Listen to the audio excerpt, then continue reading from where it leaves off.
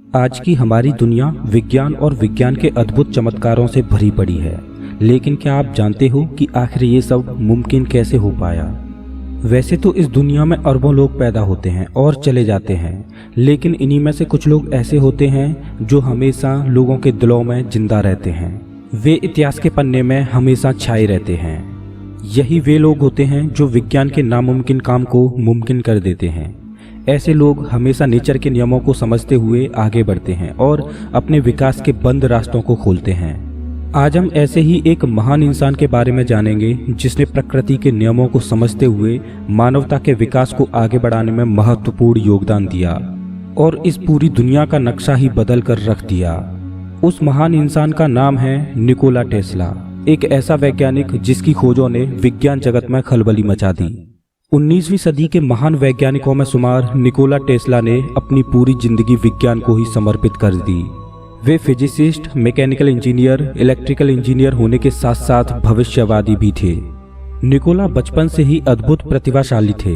उनका दिमाग काफी तेज था।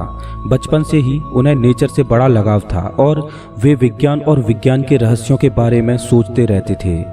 निकोला को विज्ञान में नए नए आविष्कार करने की प्रेरणा अपनी माँ से मिलती थी, जो खाली समय में घर में कई छोटे मोटे उपकरण बनाया करती थी। निकोला बचपन से ही काफी ब्रिलियंट थे। इस बात का अंदाजा इससे लगाया जा सकता है कि स्कूली दिनों में टेस्ला मैथ्स के कठिन से कठिन सवालों को भी बिना कागज पेन के अपने दिमाग में ही सॉल्व कर लेते थे।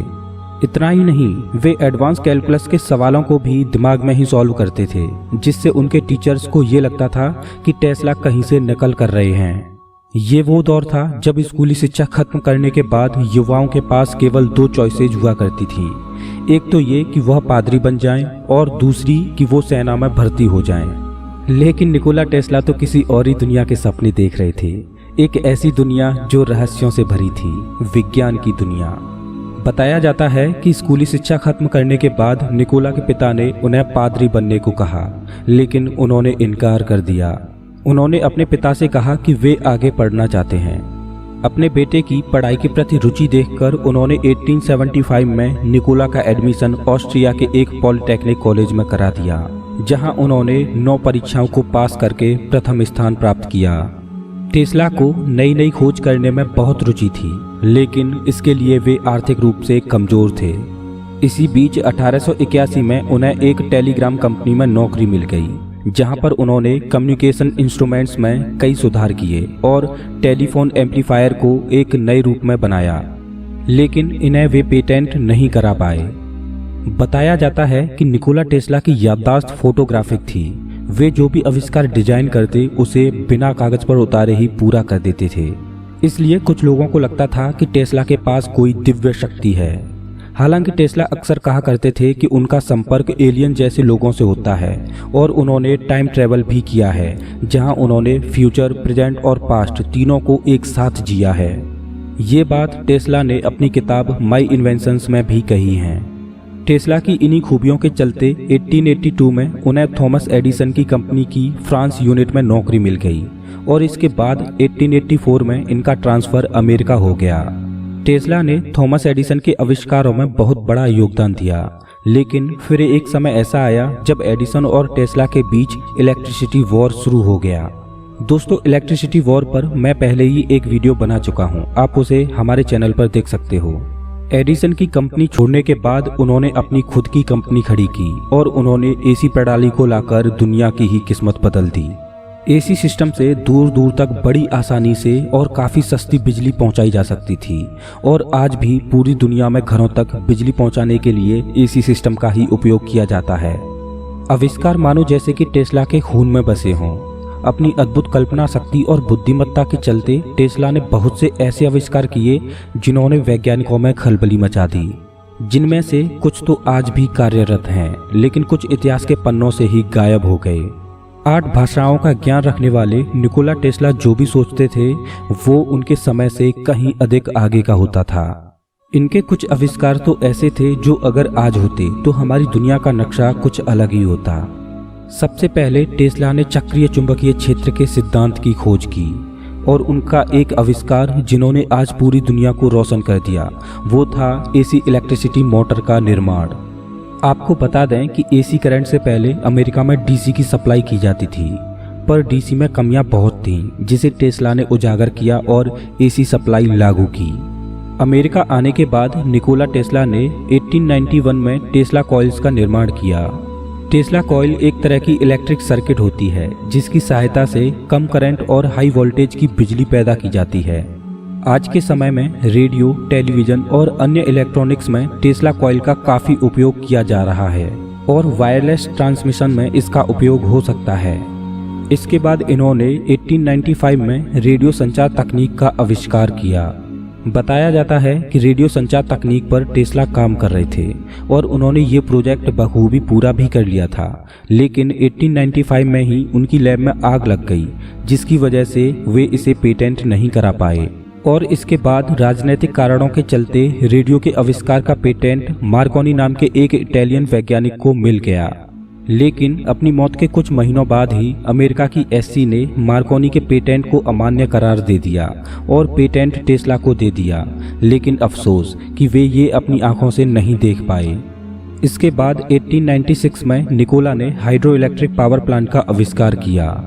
इस प्लांट को बनाने में लगभग 3 साल लगे और 16 नवंबर 1896 को पहली बार इस प्लांट से नज़दीकी इलाके में बिजली की सप्लाई की गई। टेस्ला के इस आविष्कार ने वैज्ञानिकों को काफ़ी हैरान किया। इससे पहले सन 1893 में टेस्ला ने एक अनोखा आविष्कार किया जिससे लोग उन्हें पागल वैज्ञानिक भी कहने लगे। ये आविष्कार था अर्थक्वेक ऑसिलेटर। ये एक प्रकार का इलेक्ट्रिसिटी जनरेटर था जो कि हाई स्पीड से अप डाउन करता और इलेक्ट्रिसिटी जनरेट करता। एक बार टेस्ला इस प्रोजेक्ट के ऊपर एक्सपेरिमेंट कर रहे थे। उस दौरान टेस्ला इसकी पावर को तेजी से बढ़ाते गए। ऐसा करने से उनके आसपास के एरिया में भूकंप आ गया। इस घटना के बाद उन्हें पता चला कि उन्होंने एक ऐसी मशीन बना दी है जो अर्थक्वेक पैदा कर सकती है। ये मशीन मानवता के लिए घातक साबित हो सकती थी, इसलिए निकोला टेस्ला ने ये मशीन तभी तोड़ दी। इसके बाद 1898 में इन्होंने खिलौने के आकार की एक नाव बनाई जो कि रिमोट से चलती थी। ये नाव अपने समय से कहीं अधिक आगे की थी। इस नाव को रिमोट से चलता देख लोगों को बहुत आश्चर्य हुआ और उन्हें लगा कि इसमें कोई प्रशिक्षित जानवर बैठा है जो उसे चला रहा है। लेकिन यही वो आविष्कार था जो आजकल के 3 मुख्य एडवांस टेक्नोलॉजी में उपयोग होता है: रोबोट, गाइडेड मिसाइल और रिमोट कंट्रोल। ये तीनों आविष्कार निकोला टेस्ला ने एक ही एक्सपेरिमेंट में कर दिए। इसके बाद 1901 में निकोला ने जो आविष्कार किया, अगर आज वो होता तो शायद हम अपने इस समय से 100 साल आगे होते। ये आविष्कार था वायरलेस इलेक्ट्रिसिटी का। इसमें निकोला टेस्ला एक गुंबदनुमा टावर बनाने पर काम कर रहे थे जिससे कि रेडियो ट्रांसमिशन द्वारा पूरे शहर में फ्री बिजली की सप्लाई पहुंचाई जा सके। और इसके लिए उन्होंने उस समय के न्यूयॉर्क के सबसे बड़े इन्वेस्टर्स में से एक जेपी मॉर्गन को अपने इस प्रोजेक्ट में पैसा लगाने को कहा। शुरुआत में तो जेपी मॉर्गन ने इस टावर में पैसा लगाया भी, लेकिन जब बाद में उन्हें पता चला कि टेस्ला इससे पूरे शहर में फ्री बिजली सप्लाई का सपना देख रहे हैं, तो उन्होंने टेस्ला के इस प्रोजेक्ट को फंड देना बंद कर दिया और आर्थिक स्थिति खराब होने के कारण 1905 में ये प्रोजेक्ट बंद करना पड़ा। और उसके बाद 1918 में जेपी मॉर्गन ने ये टावर पूरी तरह से तोड़वा दिया। टेस्ला के आविष्कारों का आधार ज़्यादातर उनकी कल्पना शक्ति होती थी और इसी के चलते उन्होंने 1934 में डेथ बीम नामक एक प्रोजेक्ट पर काम करना शुरू किया। ये आविष्कार भी काफ़ी एडवांस साबित होता अगर ये पूरा हो पाता। ये प्रोजेक्ट अगर सक्सेसफुली कंप्लीट होता तो हमारी दुनिया साई-फाई जैसी होती। डेथ बीम एक ऐसा हथियार था जो 250 मील दूर से ही दुश्मनों के 10,000 हवाई जहाज़ों को एक बार में ही खत्म कर देता। लेकिन इसके कंप्लीट न होने का कारण था फंड की कमी। टेस्ला के पहले इन्वेस्टर जेपी मॉर्गन ने इस प्रोजेक्ट पर फंड देने से मना कर दिया। हालांकि सोवियत संघ सरकार ने टेस्ला को $25,000 का चेक भी दिया था, लेकिन ये इस प्रोजेक्ट के लिए कम था और ये आविष्कार भी पूरा नहीं हो पाया। अपने साल के अंतिम दिनों में टेस्ला थॉट कैमरा बनाने पर काम कर रहे थे। ये एक ऐसा कैमरा होता जो किसी इंसान के थॉट्स को एक तस्वीर में बदल सकता था। टेस्ला इस प्रोजेक्ट के माध्यम से किसी इंसान के ब्रेन में चल रहे थॉट्स को डिकोड करके एक इमेज बनाना चाहते थे, लेकिन इस प्रोजेक्ट को भी ये पूरा नहीं कर पाए। टेस्ला के आविष्कार आइंस्टाइन और एडिसन के आविष्कारों से कम नहीं थे, मगर टेस्ला एक व्यापारी न होकर केवल विज्ञान की तर्ज पर काम किया करते थे और इस वजह से वे हमेशा ही आर्थिक रूप से कमजोर रहते। और 7 जनवरी 1943 को 86 वर्ष की उम्र में टेस्ला ने इस दुनिया को अलविदा कह दिया। बताया जाता है कि टेस्ला ने आजीवन विवाह नहीं किया क्योंकि उन्होंने अपना सारा समय विज्ञान और इसके आविष्कारों में लगा दिया।